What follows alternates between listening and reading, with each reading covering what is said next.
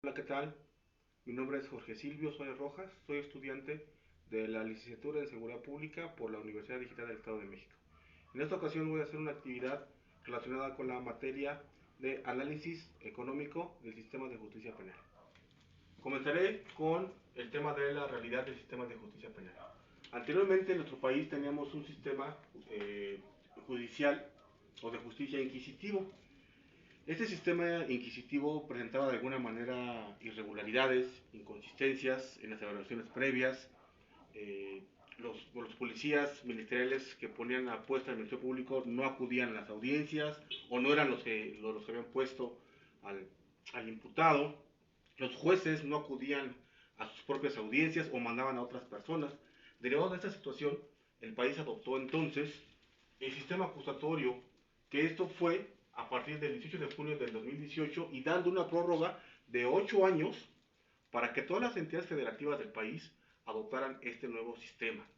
Fue entonces cuando en el 2016 todo el país ya tenía este sistema de justicia. Este sistema acusatorio, que son los juicios orales, tiene su fundamento legal o su marco jurídico en el artículo 20 de nuestra Constitución, de nuestra Carta Magna, que a la letra dice o refiere que este proceso será acusatorio y oral. Dentro de este artículo 20 constitucional se mencionan principios rectores que son publicidad, contradicción, concentración, continuidad, inmediación y oralidad. Publicidad, ¿qué es el principio de publicidad? Refiere que todos los juicios serán públicos, es decir, que cualquier persona ajena al juicio o un tercero puede acudir a presenciar estos juicios. Sin embargo, se debe ser autorizado por el juez de control. ¿Por qué? Porque hay asuntos especiales, principalmente de la delincuencia organizada, que no se permite el acceso al público para cuidar su integridad física. Tenemos también el principio de contradicción. Esto es que el imputado puede confrontar las pruebas en cualquier momento. Tiene acceso a las pruebas que estén en su contra, a la carga de la prueba, para que las pueda revisar. Tenemos el principio de concentración. ¿Qué es esto? ¿Qué significa? Que se trata de agrupar las mayores actuaciones judiciales en una sola audiencia. Tenemos el principio de continuidad. ¿Qué es esto? Que las audiencias no se interrumpan y sean constantes, de alguna manera que sean prontas y que den rapidez. Tenemos el principio de inmediación, es decir, que el juez de control debe de comparecer a todas las audiencias, siempre va a ser el mismo juez que conozca del asunto. Y finalmente tenemos el principio de oralidad, es decir, que todas las actuaciones deben de ser de maneras orales, debe de predominar la oratoria. Esto es nuestra realidad de sistema. Ahora bien, voy a hablar de los problemas económicos de justicia penal. Principalmente encontramos que el impacto económico derivado de la inseguridad asciende a 4.57 billones de pesos, que esto se traduce en el 21.30 del Producto Interno Bruto. Es una cifra alarmante, es una cifra estremecedora, ya que el Estado no invierte esas cantidades en otros programas o incluso en otras secretarías. En un ejemplo, el Estado ocupa el 5% aproximadamente del Producto Interno Bruto para la salud pública. Tenemos también un problema que son los costos elevados para la impartición o administración de la justicia. ¿Qué es esto? El Estado tiene que destinar recursos para la persecución, para la investigación del delito, para los policías de investigación, para los ministerios públicos, para todo el órgano judicial, en vez de destinar estos recursos a otros programas sociales. No sé, combatir a la pobreza puede ser un ejemplo. También esto implica gastos familiares de la víctima. No sé, en el ejemplo de un homicidio, ¿qué sucede? Que las familias de las víctimas tienen que desprender de recursos para poder solventar los gastos funerales.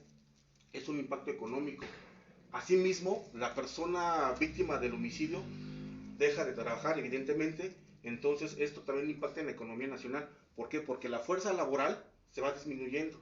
Es decir, ya no hay ingresos derivados del pago de impuestos para el Estado. Otro problema económico es el impacto empresarial.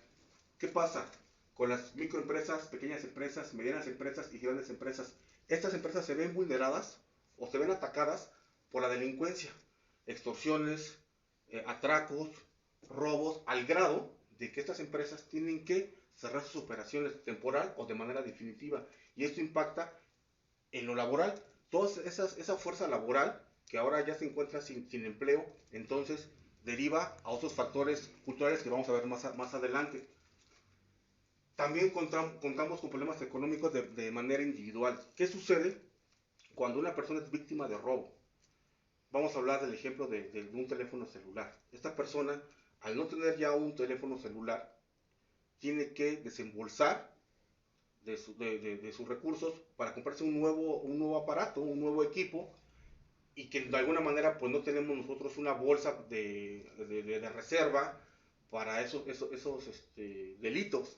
Entonces es un impacto que en lugar de gastar, no sé, en diversiones, gastar en un nuevo, en ropa, o simplemente para la economía diaria, para el gasto diario, ya no, se merma. ¿Por qué? Porque ahora tengo que desembolsar para pagar lo que me fue hurtado. Tenemos también, ahora vamos a hablar de los problemas sociales del sistema de justicia penal.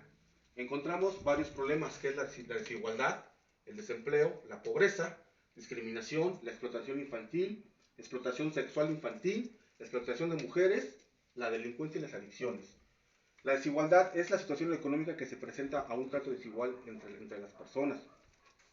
El desempleo es la carencia de un empleo y la carencia de un ingreso. Tenemos también la pobreza.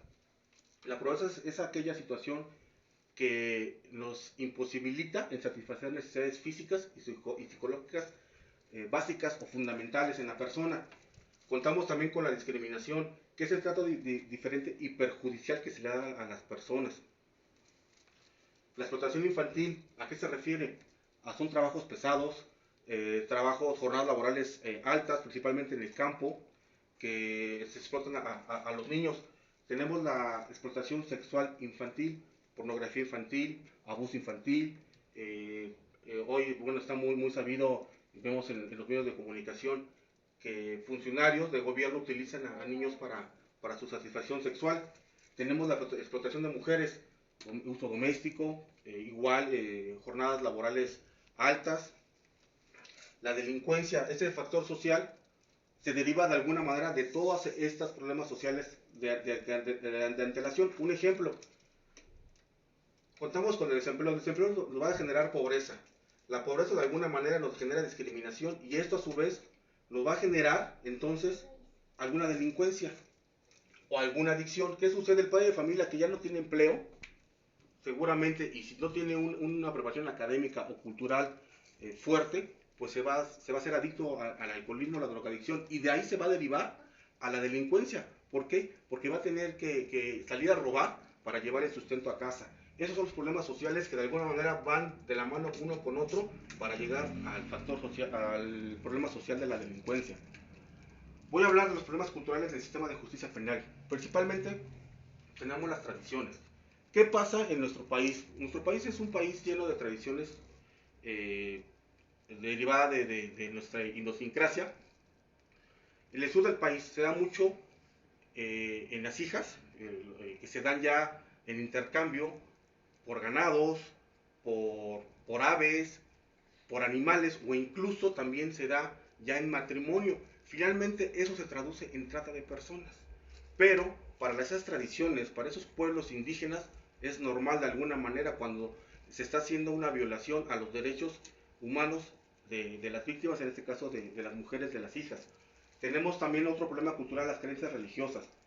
El énfasis en lo que es el fanatismo religioso. Podría ser las peregrinaciones. Esas peregrinaciones que se dan por fanatismo religioso derivan también en situaciones de violencia o en situaciones de riesgo. Hace algunos días salió en los medios de comunicación que una persona que venía de Cuernavaca en estado alcohólico atropelló a unas personas que venían de una peregrinación. ¿Cuántas veces también hemos visto que en las autopistas federales hay accidentes por esas peregrinaciones? Y de alguna manera generan delito de homicidio culposo, y es un problema cultural de nuestro sistema judicial.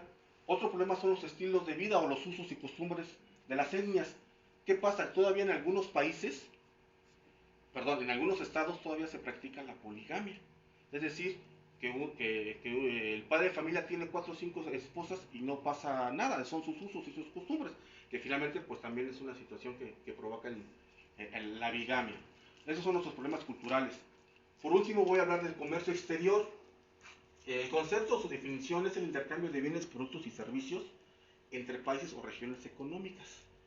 Eh, Hace algunas décadas, en el sexenio de Carlos Salinas de Gortari, se dio el primer tratado internacional eh, fuerte entre México, Estados Unidos y Canadá. Este comercio exterior da apertura a lo que son las economías abiertas. Estas economías abiertas tuvieron su auge o fueron ya más consolidadas en la década de los 90, cuando Latinoamérica, Europa del Este y el Oriente Asiático incursionaron ya en lo que fue los tratados de comercio exterior y ya hicieron sus intercambios de bienes y servicios entre otros países, cuando ya no hubo de alguna manera embargos económicos. Aquí en México, la Secretaría de Economía establece 5 estrategias para nuestro comercio exterior, que es la optimización de la red existente de acuerdos comerciales. 2. Negociación de nuevos acuerdos. 3. La defensa legal de los intereses comerciales mexicanos. 4. Fortalecimiento del sistema multilateral de comercio. Y por último, el comercio de tratados, como lo acabo de mencionar, el ejemplo del Tratado de Libre Comercio en el sexenio de Carlos Salinas de Gortari. Me despido, mi nombre es Jorge Silva Suárez Rojas, hasta luego.